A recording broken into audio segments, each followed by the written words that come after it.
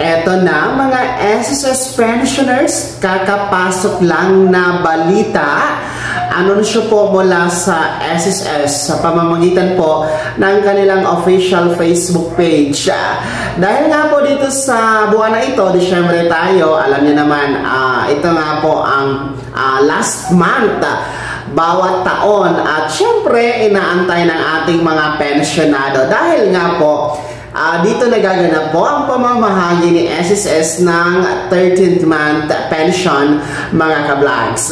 Since 1988, ika-37 years na po ngayon, ang SSS na namamahagi po, walang palya, every Disyembre, ang pagbibigay po ng taunang annual cash gift o yung 13th month pension para sa ating mga pensionado. So ngayon po, 2025 December, in line po sa direktiba ni Pangulong Bongbong Marcos at ng Finance Secretary ni si Mr. Frederick Go, ay ang SSS masaya pong binalita ang pag-success, no, ang tagumpay po na pag-credit sa ating mga pensionado sa kanilang 13th month 2025 na kung saan naganap po ito, dalawang batch po ang binigyan ni SSS ng 13th month para sa taon na ito 2025, which is December 1 para sa ating mga pensionado tumatanggap ng pensyon tuwing unang araw ng buwan o yung may date of contingency from 1st to 15th day of the month.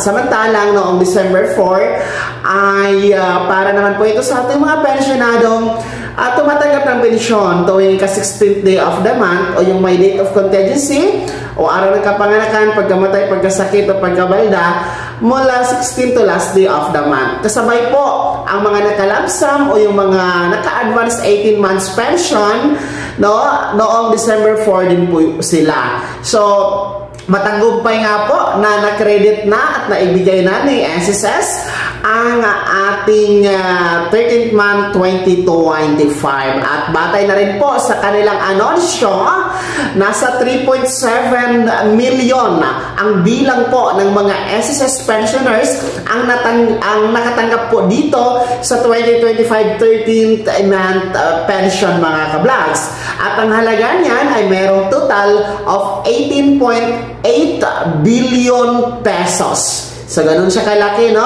Kasi hindi naman po pare-pareho ang natanggap na 13th month kasi iba-iba kayo ng pensyon. Ang katumbas kasi ng 13th month ay isang buwang pensyon. So, ang pinakamababa po dyan ay nasa 2,420 pesos or 2,440 pesos mga ka-vlogs. Since yun po yung pinakamababa na pension monthly ni SSS. So, a total of 18.8 billion pesos was credited to 3.7 million SSS pensioners for their SSS 2025 13th month. Para po sa ating mga pensionado na hindi pa rin po nakakatanggap, no, hindi pa rin po nakukuha ang kanilang 13th month sa buwan na ito ng Disyembre, baka po ito yung mga naka-cheque no? Kasi meron po tayong mga pensionado na naka-cheque po, dumadaan sa post office ang yung cheque bago ito makarating sa inyo. So, ang SSS naman, base sa kanilang anunsyo ay sinisiguro nilang pakikiusapan ang post office na i-deliver sa inyo ng mas maaga ang inyo pong mga cheque nang sa ganun mas maaga niyo po itong makukuha mga ka-vlogs. So antayin nyo lamang po o di kayo naman po pwede kayong mag-follow up sa pinakamalapit na post office kung saan nga po ang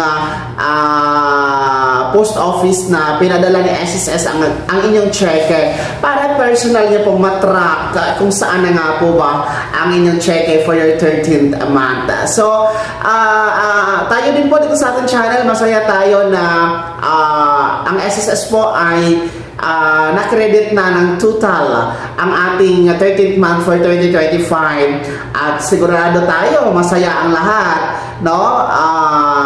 Masayang-masaya since December 1 pa po yan from the first batch. Kaya Advance Merry Christmas sa inyo mga ka-vlogs, no? Kaisa po tayo ninyo sa pagdiriwang ng masayang Kapaskuhan, sama-samang pamilya at pagpapasalamat sa Poong May Kapal dahil po sa kapanganakan ng ating tagapagligtas na si Jesus Christ. So, Merry Christmas once again and Happy New Year!